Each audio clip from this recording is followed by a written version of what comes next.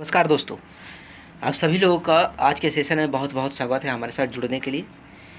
आज क्योंकि दोस्तों आज हमारे पास एक बहुत ही महत्वपूर्ण टॉपिक है जिस पे हम लोग डिस्कस करेंगे, जिस पे हम लोग बात करने का प्रयास करेंगे, जिस पे हम लोग चर्चा करेंगे दोस्तों। 2024 में कहा जा रहा है पेरिस में ओलंपिक खेल आयोजन होने वाला है। उसके कुछ डेट हैं जो 11 अगस्त तक, 26 जुलाई से लगभग 11 अगस्त तक कुछ ऐसा ही डेट है जो चलेगा। तो उससे एक महत्वपूर्ण चीज़ जो निकल कर आ रहा है सामने, जो हम लोग को आज डिस्कस करना, वो ये है कि जो इंटरनेशनल कमेटी ऑफ ओलंपिक्स जो है, IOC international Olympic of committee जो है, उनके सदस्य के रूप में एक बार फिर से हमारी देश के जो रिलायंस के जो चेयरपर्सन है, रिलायंस जियो का जो फाउंडर हैं, जो नीता अंबानी हैं, उन्हें एक बार फिर से इंटरनेशनल ओलंपिक्स कमेटी का सदस्य के रूप में चुना गया है दोस्तों।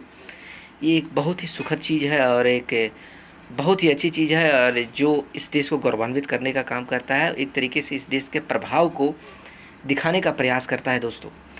आज हम पूरे सेशन में हम इन्हीं के बारे में बात करेंगे।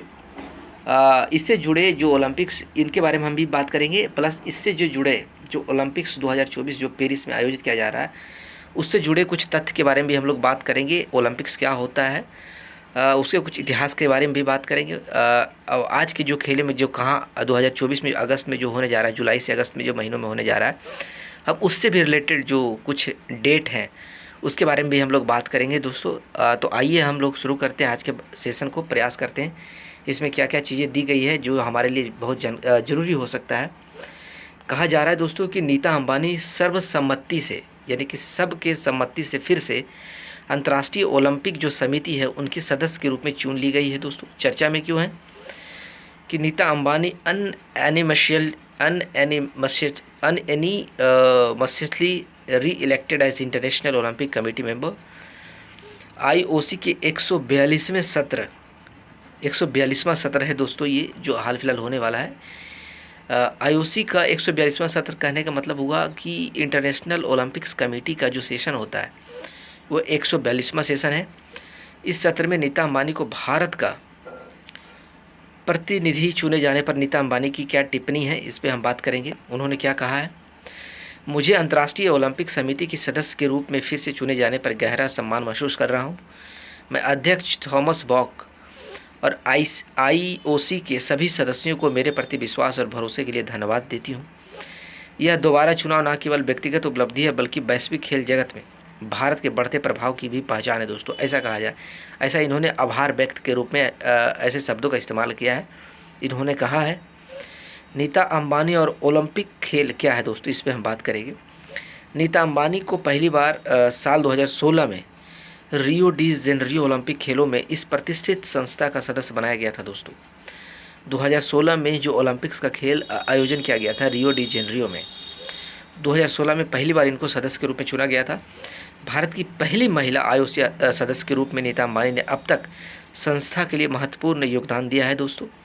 यानी कि ये हिंदुस्तान की पहली महिला के रूप में है जो किसी ने इंटरनेशनल ओलंपिक्स कमेटी का सदस्य के रूप में चुनी गई है। भारत की खेल महत्वाकांक्षाओं और ओलंपिक विजन को आगे बढ़ाने में भी अहम भूमिका निभाई है दोस्तों। अक्टूबर 2023 में मुंबई में 40 साल से अधिक समय बाद पहला IOC सत्र आयोजित करने का श्रेय भी इन्हीं को जाता है दोस्तों। 40 साल बाद पहली बार 2023 में अक्टूबर के महीने में इंटरनेशनल ओलंपिक्स कमेटी का जो सेशन था वो मुंबई में आयोजित किया गया था दोस्तों। उनका भी श्रेय इन्हीं को जाता है। इनके माध्यम से भारत की नई और महत्वाकांक्षी छवि दुनिया के सामने रखी गई थी दोस्तों। एक लीडरशिप के तौर पर दिखाया गया था दोस्तों। रिलायंस फाउंडेशन भारत के खेल विकास में अग्रणी भूमिका निभा रहा है। इसकी ज़मीनी स्तर से लेकर एलीट तक योजनाएं के तहत अब तक 22.9 मिलियन यानी 2.29 करोड़ से अधिक बच्चों और युवाओं को लाभ पहुंचाया जा चुका है दोस्तों। ओलंपिक खेल क्या, आप इसके बारे में जानते हैं। दुनिया के सबसे बड़ी खेल प्रतियोगिता है ओलंपिक्स खेल, जिसमें विश्व भर के सर्वश्रेष्ठ एथलीट हिस्सा लेते हैं और अपने देश को प्रतिनिधित्व करने का काम करते हैं दोस्तों। हर 4 साल पर इसे आयोजित किया जाता है। ओलंपिक खेलों की इस समय विधि को ओलंपियाड के रूप में जाना जाता है, यानी जितने दिनों तक ओलंपिक्स गेम चलते हैं उस पूरे प्रोसेस को हम ओलंपियाड के रूप में जानते हैं। ओलंपिक खेलों की देखरेख अंतर्राष्ट्रीय ओलंपिक समिति के द्वारा किया जाता है। ओलंपिक खेल पहली बार साल 1896 में ग्रीस की राजधानी एथेंस में आयोजित किया गया था दोस्तों। डेट याद रखिएगा, बहुत महत्वपूर्ण है। 1916, 1940, 1944 में ओलंपिक खेलों को आयोजित नहीं किया गया था किसी कारणवश दोस्तों। 1940, 1944 तो वर्ल्ड वार हुए थे, उसके वजह से नहीं किया गया था। ओलंपिक खेलों के जन्मदाता, जिसे पियरे डे कोवर्टिन के नाम से जाना जाता है, उन्होंने अंतर्राष्ट्रीय ओलंपिक समिति की स्थापना 23 जून 1894 को की गई, 1894 को करने का काम किया था दोस्तों। आईओसी मुख्यालय स्विट्जरलैंड के लेजोन में स्थित है। ओलंपिक के झंडे में 5 रिंग बने होते हैं, जो नीले, डार्क पीले, काले, हरे और लाल रंग में होते हैं दोस्तों। इसे 1913 में पियरे डे कोवर्टिन ने भी डिजाइन करने का काम किया था, उन्होंने ही डिजाइन करने का काम किया था। ओलंपिक के ध्वज में बने 5 रिंग 5 महाद्वीप अफ्रीका, अमेरिका, एशिया, यूरोप और ओशिनिया के आपस में जुड़े रहने का प्रतिनिधित्व को दिखाते हैं, एक तरीके से कोऑर्डिनेशन को दिखाते हैं दोस्तों, भाईचारा को दिखाते हैं। ये सिंबलाइज करने का काम करता है। अंतर्राष्ट्रीय ओलंपिक समिति की अब इस पर बात करेंगे। आईओसी एक गैर सरकारी खेल संगठन है जो ओलंपिक खेलों के आयोजन के लिए जिम्मेदार है। यानी कहने का मतलब है जो ओलंपिक के सारे एक्टिविटी को कंट्रोल करता है, रेगुलेट करने का काम करता है, देख रेख करने का काम करता है।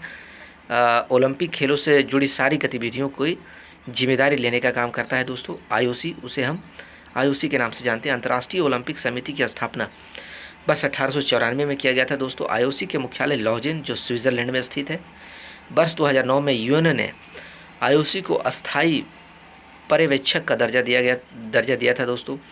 आईओसी सदस्यों की वार्षिक बैठक है। एक तरीके से हर साल इसकी बैठक होती है, जहां प्रत्येक सदस्य के पास एक वोट होता है और इससे निर्णय अंतिम होते हैं। यानी कि हर एक सदस्य को एक वोट होते हैं और वो एक वोट तक, उस हद तक डिसीजन को प्रभावित करने के लिए जिम्मेदार होते हैं दोस्तों। पेरिस ओलंपिक 2024 क्या है, अब इस पर हम लोग डिटेल से बात करेंगे। 2024 का जो ग्रीष्मकालीन ओलंपिक है, एक तरीके से कहा जा सकता है कि ये 33वां ओलंपियाड है, जिसे पेरिस 2024 के नाम से भी जाना जाता है दोस्तों। 26 जुलाई से 11 अगस्त तक 2024 तक फ्रांस में आयोजित यह पूरा ओलंपिक का एक्टिविटी कंडक्ट किया जाएगा दोस्तों। मेजबान शहर पेरिस तथा यूरोपीय फ्रांस के 16 अन्य शहर खेल के इस उत्सव में शामिल होंगे दोस्तों। फ्रांसीसी विदेशी देश फ्रेंच पोलिनेशिया के अंतर्गत एक द्वीप ताहिती है, एक उप साइट की मेजबानी करने का काम करेगा। लॉस एंजल्स में 2028 में ग्रीष्मकालीन ओलंपिक्स और ब्रिस्बेन में 2032 ग्रीष्मकालीन ओलंपिक शामिल होंगे दोस्तों। इनके थीम क्या होगा? खेल खुले तौर पर हो, जो इस आयोजन की समावेशी होगी। खेलों में लैंगिक समानता के प्रति प्रतिबद्धता पर बल मिलेगा दोस्तों। कुल 117 भारतीय एथलीट पेरिस ओलंपिक 2024 खेलों में भाग लेने जा रहे हैं। भारतीय खिलाड़ी कुल 16 खेलों में हिस्सा लेते नजर आएंगे दोस्तों। इन खेलों में कौन कौन से खेल शामिल होंगे? तिरंदाजी होंगे, एथलीट होगा, बैडमिंटन होगा, बॉक्सिंग होगा, घुड़सवारी होगी, गोल्फ होगा, हॉकी होगा, जूडो होगा, रोइंग होगी, नौकायान होगा, निशानेबाजी होगी, तैराकी होगी, टेबल टेनिस और टेनिस शामिल होगा दोस्तों।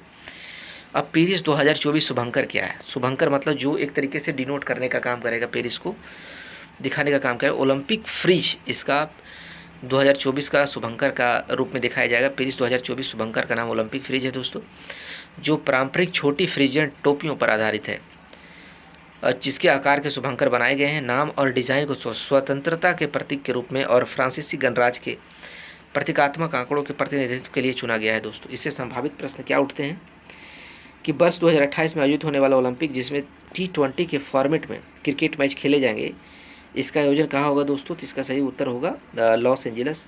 आज के सेशन में इतना ही था। बहुत बहुत धन्यवाद आप सभी लोगों को जुड़ने के लिए, समझने के लिए। आप लोग अपना ख्याल